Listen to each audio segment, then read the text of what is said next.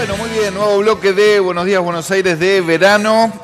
Vamos a hablar un poco de misterios, y no de misterios que tienen que ver con por qué se fugaron 3 tipos de una cárcel. Tiene que ver con misterios de La Plata. Yo no sé si tenemos alguna cámara. A ver, Rena, me parece que vamos a encontrar mejor ahí con vos. Vamos a mostrar la portada de Misterios de La Plata, que está todavía tibio, está recién salidito del horno. Es un trabajo de Nicolás Colombo.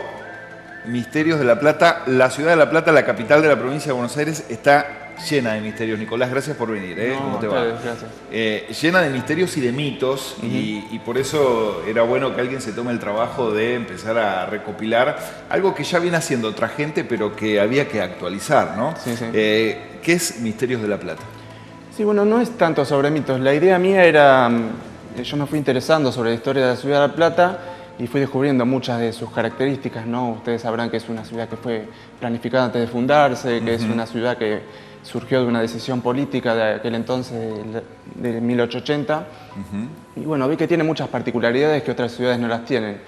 Así que durante varios años, unos 8 años aproximadamente, estuve leyendo, informándome en libros, en bibliotecas, en diarios, hemerotecas, y reuní más de 100 historias curiosas sobre la ciudad o que a mí me llamaba la atención. Principalmente sí, yo empecé con lo que eran mitos urbanos, que otros autores ya los habían planteado, pero Claro. me fui expandiendo por otros temas. Y después, desde aquel entonces hasta ahora, ya junté unas 200 historias más o menos, que son las que recopilo en este libro. Bien, ¿cuál es la más llamativa? ¿Cuál es la que más te generó una curiosidad, digamos, o una sorpresa en todo caso? Y bueno, yo siempre trato de discernir entre lo que es cierto o no, ¿no? Había muchas historias, por ahí las más conocidas, que se cuentan de Plaza Moreno, de las estatuas que estarían haciéndole símbolos a la catedral, Claro. ¿no? De las 4 estaciones, del arquero. Los famosos cuernitos. Claro, los famosos ¿no? cuernitos, muchas que hablan sobre la masonería. Y bueno, esas cosas son las que más se comentan. Yo traté de buscar otras cosas y ver cuáles eran ciertas. Por ejemplo, también se habla de los túneles. Yo descubrí que si bien se habla siempre en plural de muchos túneles, que la mayoría no está comprobado que existan realmente, hubo túneles de los que no se habla tanto, pero que sí existían. ¿Por Así ejemplo? Por ejemplo... A ver, lo más común son los túneles de que inclusive estuvieron por lo menos hasta hace poco abiertos al público, los de la Plaza Islas Malvinas. Claro. Por lo menos un pedacito se podía descender. La Plaza Islas Malvinas, que anteriormente estaba el regimiento de infantería, 7, claro. ¿no? El regimiento 7, y que desde el regimiento se conectaba con la catedral, me parece. Ahí ya es mito. Claro, sí, el regimiento activamente ocupaba toda la plaza. Lo que pasa es que en el sector donde está la avenida 51 lo atravesaba. Claro. Entonces los que estaban ahí tenían que pasar bajo tierra para no ser vistos por el público si pasaban con armamento, por ejemplo. Entonces hicieron ese túnel. Ese se sabe que está comprobado. Después el mito dice que a través de ese túnel se accedería hacia el lado de Plaza Moreno, Plaza San Martín, todo por avenida 51. O sea, que el túnel atraviesa el eje fundacional, claro, digamos. todos los Claro. edificios públicos que están alineados. Eso es lo que dice el mito. Cuando se abrió este túnel hace unos pocos años de Plaza Malvinas no se encontró ninguna bifurcación, nada que pudiera decir que realmente existía el otro túnel que sería más amplio. Pero bueno, Vos encontraste otro. Vos me preguntabas, sí, yo no lo encontré, yo me enteré que había existido y que no tenía tanta difusión. Resulta que en el año 1932, cuando la ciudad de La Plata recién cumplía sus primeros 50 años de vida, hubo una fuga de presos acá en La Plata y cavaron un túnel de 100 metros de largo.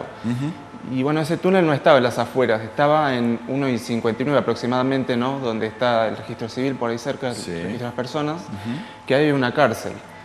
Todo ese edificio, ¿no? Que está del lado del bosque, sobre Avenida 1, cerca de Avenida 60, esos eran escuelas de artes y oficios en un principio.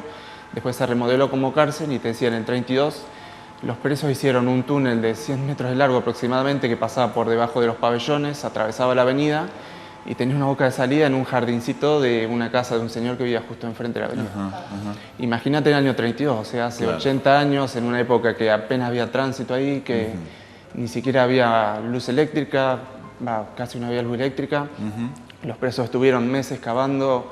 De hecho, ellos se habían hecho sus propias herramientas, se habían conseguido cómo sacar la tierra, habían conseguido hacer ellos mismos los cables y las luces para cavar. Sí, son los tipos que tipos que inspiraron a Chapo Guzmán, precisamente, ¿no? Sí, bueno, claro. Hoy día con un poco más de tecnología, algunos andan en el mismo sentido. Nicolás, hay un mito que a mí particularmente me gusta mucho que tiene que ver con la cruz de la catedral. Dice el mito que cuando la bajaron para limpiarla, encontraron que tenía 25 25 tiros. ¿Cuánto de esto es verdad y cuánto es mentira?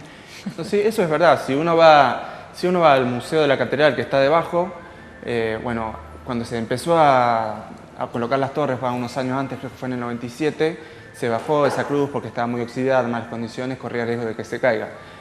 Y descubrieron que tenía, primero, dos cosas. Lo de los impactos de balas, que tenía así aproximadamente unos 30 impactos de bala, que nunca se supo bien de dónde salieron. El escritor Gualberto Reinal, que escribió un libro que se llama La historia oculta de la ciudad de Plata, dice algo al respecto, que es que aparentemente hubo algún francotirador o alguien que no estaba muy a favor de la iglesia y ubicado desde una de las torres gubernamentales disparado. Claro, porque yo me puse enfrente de la Plaza Moreno. Les contamos a la gente que quizás no conoce la capital de la provincia, la catedral está completamente aislada alrededor, no es que tenés algo cerca como para poner... Y he pensado, ¿de dónde tiraron los tiros estos hombres? O no sé, ¿quién fue? ¿25 tiros? Alguien tiene que haber escuchado algo. Sí, bueno, eso es lo que decía Gualberto Reinal, que aparentemente, según sus cálculos, desde alguna de las torres, la que está en 12,51 o 12,53, no se sabe bien, pero sí hay muchos impactos de distintos diámetros, así que por lo visto estuvieron un buen tiempo. Tal vez una de las características más importantes de la ciudad de La Plata es que es una ciudad de masones, Sí. que tiene la impronta y el sello masón, si se quiere. Sí, sí, efectivamente, y eso es tan así que yo le dediqué un capítulo completo a lo que es la masonería del libro. El libro tiene 12 capítulos y uno de ellos, creo que es uno de los más extensos inclusive, es solamente sobre masonería. Mucho se habla sobre la masonería aquí en la ciudad de La Plata. La mayoría de las cosas que se dicen siempre de la masonería suelen ser mitos, se lo asocia con el satanismo, con, no sé, con enemistades con la iglesia, un montón de cuestiones. Así que yo traté de solamente centrarme en las cosas que son ciertas, que no dejan de ser pocas, ¿no? Todo lo que se habla sobre masonería, hay mucha simbología sobre masones y también una investigación sobre los masones más importantes que tuvo la ciudad de La Plata. Explico dónde estaban los edificios de las principales logias de la ciudad, dónde trabajaban. ¿Sabes qué? Mientras charlamos con Nicolás, estoy hojeando, digamos, porque es inevitable, digamos, que es un libro de misterios y es inevitable, digamos, en cada así te vas teniendo. No detenerte. El misterio del árbol del llanto. Sí. Es lo que abrí, ¿eh? ¿Qué es el árbol del llanto? Ese es uno de mis preferidos, porque también algo que nunca se hablaba casi es de curiosidad de los árboles y de los espacios verdes. Sí. Y vaya que es una ciudad que está no solo ciudad planificada, sino pintada de verde. Con plazas cada 6 cuadras, con muchísimos árboles. Y yo ahí cuento un montón de historias de los árboles y esa es una historia medio extraña que sucedió a principios del siglo pasado, ¿no? En lo que ahora es el Paso del Bosque, que como ahora tiene muchos eucaliptus, había un sector cerca del observatorio astronómico de ahí del bosque que tenía muchos eucaliptus. Pero ese sector no está como ahora, sino que estaba cerrado, había todo un corral con animales porque había en aquel entonces un cuidador del bosque que tenía animales.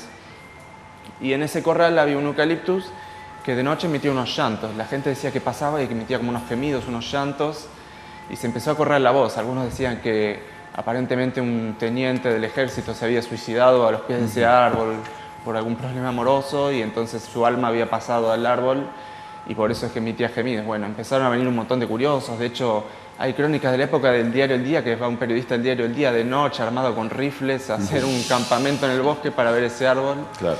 Y sí, han pasado cosas en esta ciudad. Se ¿no? corría la voz, de hecho salió en la revista Caras y Caretas, que es la foto. En fin, al final el señor como se cansó de que le pasaran por arriba del corral y los animales se escaparan, agarró una sierra, se arruchó una de las ramas y se acabó el misterio. Era una rama que se rozaba y hacía ese ruido. Y ese era el llanto. Ese era el llanto. Hasta José de Ser ha tenido intervenciones en la ciudad de La Plata grandiosas, metiéndose casi de cabeza en un pozo, buscando nanitos, ¿no? de duendes y no sé qué otras cosas había.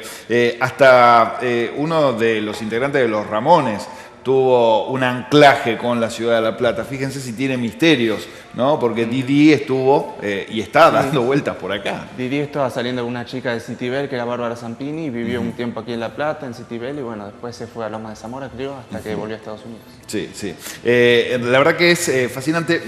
Se me ocurre pensar que es de lectura obligada para los platenses y para los bonaerenses, porque seguramente muchos van a querer entender y conocer algo de lo que es la capital de nuestra provincia. Estábamos hablando de masonería y muchas ciudades del interior de la provincia de Buenos Aires también tienen un reflejo muy parecido a La Plata en este sentido, ¿no? Sí, sí, hay muchas ciudades que guardan cierta similitud con el trazado de la Ciudad de La Plata, ¿no?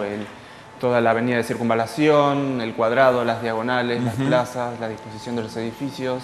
Bien. Así que yo hago una pequeña síntesis de ciudades pampeanas que tienen esa simbología. Bien. De hecho, yo hace un año más o menos estuve en la ciudad de Coronel Suárez, que queda en el interior, y allí hay una biblioteca que creo que se llama Biblioteca Sarmiento, que está emplazado en un edificio que, si vos lo ves, tiene un frontis triangular, 2 columnas, y cuando entras te das cuenta que fue un templo masónico eso. Claro, claro. Así que hay muchas cosas que guardan cierta relación con La Plata. Martín, Vamos a una... Sí, decime, Lucho, decime. sí, ¿cuál es el último misterio en cronología de tiempo, el más cercano a esta época? Y bueno, yo nombro mucho. Por ahí uno de los que fue uno de los primeros, que a la vez fue uno de los últimos, es el de la maldición de los gobernadores, ¿no? Que se habla mucho sobre eso. Se habló ahora cuando... Es un misterio que se Claro, renueva. reciente. Es un misterio que se renueva renueva cada 4 años. Se Cada renueva 4 ese años se misterio, renueva. sí.